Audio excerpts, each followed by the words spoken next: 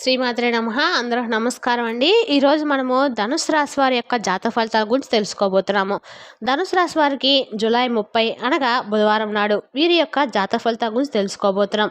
అయితే ధనుసు రాశి వారు ఎవరైతే ఇప్పుడే కొత్తగా మన ఛానల్ చూస్తున్నారో దయచేసి ఛానల్ సబ్స్క్రైబ్ చేసుకొని వీడియోకి లైక్ చేసి సపోర్ట్ చేయడం మాత్రం మర్చిపోకండి. మరి వీడియోని ఎక్కడ కూడా స్కిప్ చేయకుండా చివరి వరకు చూసినట్లయితే మీకైతే పూర్తిగా అర్థమవుతుంది. రేపటి రోజున మీ యొక్క రాశి ఫలితాల ప్రకారము మీకు ఏ విధంగా ఉండబోతుందో తప్పకుండా తెలుసుకుందాము. మరి అంతకన్నా ముందుగా ప్రతి ఒక్కరికి కూడా ఏదో సమస్య ఉంటూనే ఉంటుందండి. సమస్యలు ఎవరంటే ఉన్నారు కదా, అంటే ప్రేమ, పెళ్లి, ఉద్యోగం, వ్యాపారము, ప్రేమించి మోసపోవటము, నాగదోషము, సంతానం లేకపోవటము, భార్యాభర్తల మధ్య గొడవలు, ధనం లేకపోవటము, రాజకీయము, కోర్టు సమస్యలు, మీ మీద చెడు ప్రయోగాలు చేయటము, ఇలా ప్రతి ఒక్కరికి కూడా ఏదో సమస్య ఉంటూనే ఉంటుంది.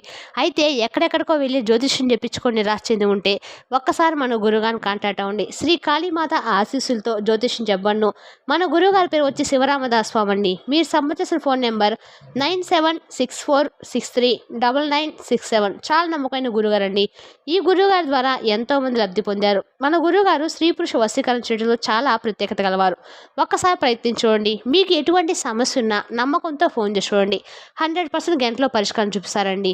ఇక వీడియోలోకి వస్తే కనుక ముందుగా ఈ రాశి వారి యొక్క మనస్తత్వం కనుక మనం గమనించినట్లయితే చాలా మంచి లక్షణాలు కలిగిన వారని చెప్పుకోవచ్చండి. అందరితో చాలా చాకచక్యంగా ప్రేమగా మాట్లాడతారు. అబద్ధాలు మాట్లాడాలని చూసినా కూడా కోపంగా ఉంటుంది. వీళ్ళకి ఉన్నట్లుగా చక్కగా మాట్లాడతారు. దానివల్ల కొంతమంది ఏంటంటే వీరి నుండి దూరం అయిపోతూ కూడా ఉంటారనమాట. అయితే ఇప్పటి వరకు మీరు ఎన్నో కష్టాలను బాధలు పడ్డారండి. వీరికి తెలివితేటలు కూడా చాలా ఎక్కువగానే ఉంటాయి. జీవితంలో డబ్బును బాగా సంపాదించాలని చెప్పి అనుకుంటూ ఉంటారు. కుటుంబ బరువు బాధలు కూడా చాలా ఎక్కువగానే ఉంటాయి. దానికోసం నిరంతరం కూడా కష్టపడుతూ ఉంటారు. కుటుంబం కోసం వీళ్ళు ఎలాంటి త్యాగం చేయడానికి కూడా సిద్ధంగా ఉంటారని చెప్పుకోవచ్చు. కానీ ఈ రాశి వారు, ధనుసు రాశి వారు ముఖ్యంగా అంతకు మించి ఎక్కువ ఆలోచనలు కలిగి ఉంటారని చెప్పుకోవచ్చండి. ఎందుకంటే అందరిలో కల్లా ఈ రాశి వారు చాలా తెలివిగలవారు. ఏ పని చేసినా కూడా వీరికి రేపటి రోజున మంచి లాభాలు అయితే బ్రహ్మాండం కనిపిస్తున్నాయి. ఎలాంటి ఆటంకాలు కూడా రేపటి రోజు మీకు కనిపించడం లేదు. జీవితంలో చాలా అద్భుతంగా మంచి స్థాయికి రావాలని చెప్పి మీరు ఎప్పుడు కూడా అనుకుంటూ ఉంటారు. మీ కళ్ళన్నీ కూడా మీరు ఎప్పుడైతే అంటే మన విజయ దిశగా మీరు రావాలని చెప్పి ఆశపడ్డారో దానికి మీరు తప్పకుండా విజయం దగ్గరలో ఉన్నారని చెప్పుకోవచ్చు. కుటుంబంలో కూడా మీరు కొన్ని రోజుల నుండి గతంతో కంటే పోల్చుకుంటే ఇప్పుడు కుటుంబంలో ఉన్నటువంటి సమస్యలు కూడా తొలగిపోవడం చూస్తారు. అది కూడా ఒక దైవానుగ్రహం ద్వారా. ఈ రాశి వారికి జాలి గుణం అది కూడా చాలా అధికంగానే ఉంటుందండి. అలాగే ప్రతి ఒక్కరు కూడా సహాయం చేస్తూ ఉంటారు. నమ్మిన వారి కోసం ఏదైనా చేస్తారు. అలాగే వీరికి ఏ కష్టం వచ్చినా కూడా ఎదుటి వ్యక్తులకు తోడుగా ఉండటము వీరికి బాగా అలవాటు. అయితే ఈ రాశి వారు చాలా నమ్మకస్తులు కూడానండి. ఎవరికైనా కానీ మాట ఇస్తే దాన్ని నిలబెట్టుకుంటారు. ఇక వీరు కొందరిని నమ్మటం వల్ల మోసపోతూ ఉంటారు. అయినా వీరికి మంచి భవిష్యత్తు అనేది రాసి పెట్టుంది. భగవంతుడు ఏమిటంటే మంచి వారికి కష్టాలు ఎక్కువగా పెడుతూ ఉంటాడు అంటారు కదా. మరి మనకే ఎందుకు ఈ కష్టాలు వస్తున్నాయంటే మనం చేసుకున్నటువంటి కర్మఫలాల ఆధారంగానే, లేదంటే మనం చేసినటువంటి తెలిసి తెలియనటువంటి పనులు కావచ్చు, ఇలాంటివి ఎన్నో ఏర్పడతాయండి. అన్నిటి కూడా భగవంతుడు కారణం కాదు. కాబట్టి మనకు తెలిసింది భగవంతుడు మనకు జ్ఞానాన్ని ఇచ్చింది.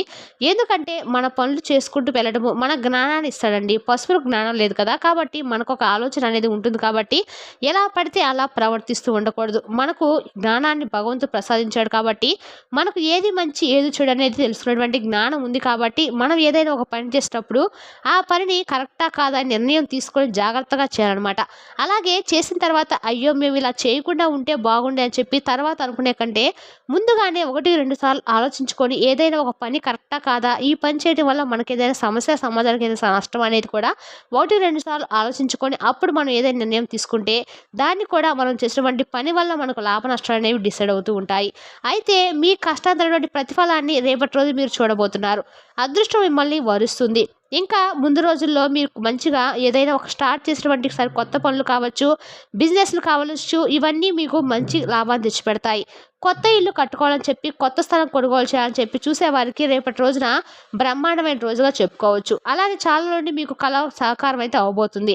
మంచి శుభవార్త మీరు వింటారు. అలాగే ఈ రాశి వారికి పైకి చూసేందుకు మాత్రం చాలా ధైర్యంగా ఉంటారు. కానీ లోపల మాత్రం సున్నితమైనటువంటి హృదయాలు అనమాట. ఎంత పెద్దవారికైనా కానీ అసలు బయట అంటే బయటపడరు. ఏంటంటే వీరు తప్పు చేయకపోతే లేకపోతే ఎవరిని చూసి భయపడరండి. వీరి జీవితంలో ఎన్నో కోల్పోయారు. ఏ పని చేసినా కూడా ఎన్నో నష్టాలను ఎదుర్కొన్నారు.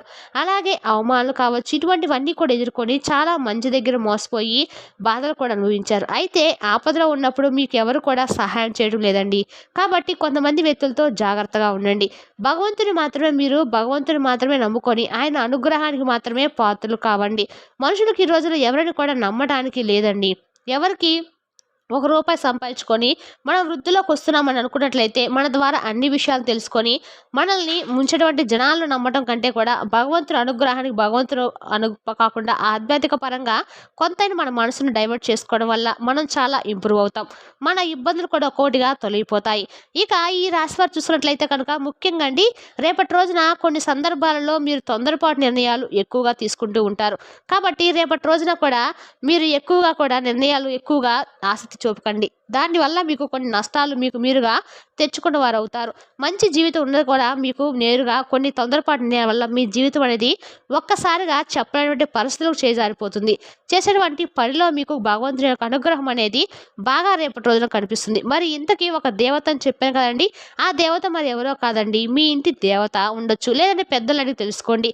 ఆ దేవత మీ ఇంట్లో కొలువై ఉంటుంది. కాబట్టి ఇప్పుడు మన పూర్వీకుల నాటికి మనం తాత ముత్తైదుల నాటి నుండి పూజించినటువంటి దేవత కాబట్టి ఆమె అనుగ్రహం అనేది మనకు ఎప్పుడు కూడా పూజించినా పూజించకపోయినా ఎప్పుడు ఒకలాగే డిసైడ్ అయ్యి ఉంటుందన్నమాట.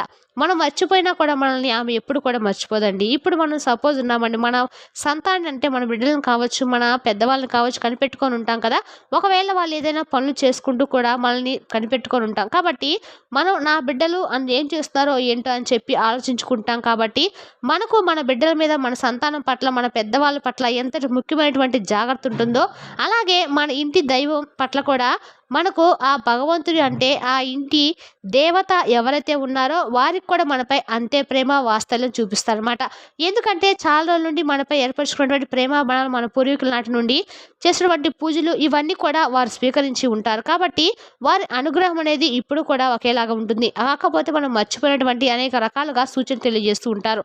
కాబట్టి ఎవరికైనా తెలియకపోతే తెలుసుకొని కులదేవత ఆరాధన స్టార్ట్ చేసి చూడండి. మీకు తెలియకుండా ఆమె అనుగ్రహం అనేది మీపై తప్పకుండా ఉంటుందని చెప్పి మీరు తెలుసుకుంటారు. ఇక ఎక్కువగా అలాగే పూజ చేయాలి, ఎలాగ ఆమెను పూజ చేయాలని చెప్పి మదన పడకండి. కేవలము తెలుసుకొని ఆమె నామస్మరణ చేసినా కూడా మీ జీవితం అనేది పూర్తిగా మారిపోతుందండి. అలాగే మీలో ఉన్నటువంటి ఆటంకాలు, మనసులో ఉన్నటువంటి భయాలన్నీ కూడా తొలగిపోతాయి. ఆమె అనుగ్రహం మీకు తప్పిందంటే ఐశ్వర్యాలు కూడా, అనారోగ్య సమస్యలు కూడా తొలగిపోతాయి. నరదృష్టి కూడా మీకు లేకుండా పోతుందండి. అలాగే మీరు ఎన్నో ప్రమాదాల నుండి కూడా బయటపడేటువంటి అవకాశము ఆ కులదేవత అనేది మిమ్మల్ని కాపాడుతూ ఉంటుంది.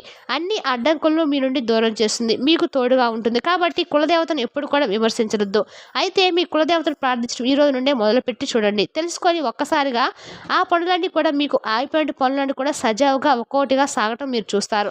ఇంట్లో ప్రసాదమైన వాతావరణం ఏర్పడడం కూడా చూస్తారండి. ముఖ్యంగా మనశ్శాంతి లేకపోతే ఎన్ని సంపాదించినా కూడా అది వేస్ట్ కదండి. కాబట్టి ఈ రాశి వారికి పట్టుదల కూడా చాలా ఎక్కువగానే ఉంటుంది. సకాలంలో అన్ని పనులు పూర్తి చేసేందుకు ఎన్నో రకాలుగా మీరు కష్టపడుతున్నప్పటికీ మీ నీతి నిజాయితీ మిమ్మల్ని అన్ని విధాలుగా శ్రీరామ రక్షగా కాపాడుతున్నప్పటికీ కూడా కులదేవత ఆరాధన విస్మరించడం వల్ల కొన్ని విషయాల్లో మీరు వెనుకబాటుతనంగా ఉన్నారు. కాబట్టి ఎక్కడైనా అన్యాయం జరుగుతున్నా కూడా మీకు పెద్దగా నచ్చదు. అక్కడ నిలదీసి అడుగుతారనమాట.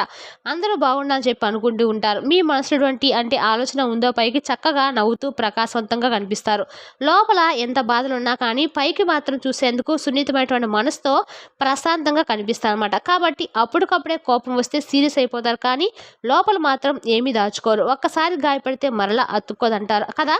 అలా మీకు ఏదైనా మనసు కనుక గాయపడితే తిరిగి మరలా అతుక్కోవడం చాలా కష్టం. ఎందుకంటే ఇది కష్ట బాధలని చెప్పి అనుకుంటూ ఉంటారు. కానీ ఇప్పటి నుండి మీకు మంచిలో వస్తాయని చెప్పుకోవచ్చు అండి. ముఖ్యంగా రేపటి రోజున చాలా అనుకూలమైన రోజు. ప్రయాణాలు కూడా రేపటి రోజు మీకు అనుకూలంగా ఉంటాయి.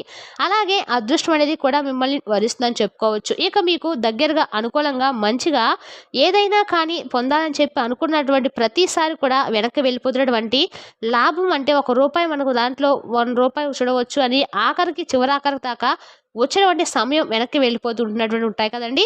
కొంతమందికి అటువంటి కూడా అడ్డంకులన్నీ కూడా తొలగిపోయి పూర్తిగా మీకైతే లాభం వచ్చేందుకు ఆస్కారం కనిపిస్తుంది. అలాగే మీకు ఆగిపోయిన పనులు ఏవైతే ఉన్నాయో అవి కూడా సకాలంలో రేపటి రోజున మీరు పూర్తి చేస్తారు. ఇక ఈ రాశివారు తమ కుటుంబం కోసం ప్రాణమైన కానీ ఇస్తారండి. కుటుంబంలో ఉన్న వారిని సంతోషంగా చూసుకుంటారు. ముఖ్యంగా ఏ కష్టం వచ్చినా కూడా మీరు ముందుంటారు. అలాగే వారి కోసం ఎన్నో త్యాగాలు చేస్తారు. ఇక ఈ రాశివారు రేపటి రోజున తప్పకుండా చేయవలసిన ముఖ్యమైన పని ఏమిటంటే కనుక మీరు తులసి చెట్టు దగ్గర దీపం వెలిగించి 11 ప్రదక్షిణలు చేసుకోండి. దానివల్ల అదృష్టం అనేది లభిస్తుంది. తులసిదేవి సాక్షాత్తు లక్ష్మీదేవి యొక్క స్వరూపం. అలాగే పరమేశ్వరుడు యొక్క ఆరాధన చేసుకోవడము, దగ్గరలో ఉన్నటువంటి శివాలయానికి వెళ్ళటము ఎంతో విశేషమైన రోజు కాబట్టి రేపటి రోజు మీరు చక్కగా వినాయకుడిని ప్రార్థించిన తర్వాత తులసికి దీపం పెట్టుకొని మీకు ఎంతో ప్రీతికరమైన మహావిష్ణు రోజు లక్ష్మీనారాయణ యొక్క పూజ చేసుకోండి. అలాగే శివాలయానికి వెళ్ళి పరమేశ్వరు యొక్క ఆరాధన చేసుకోండి.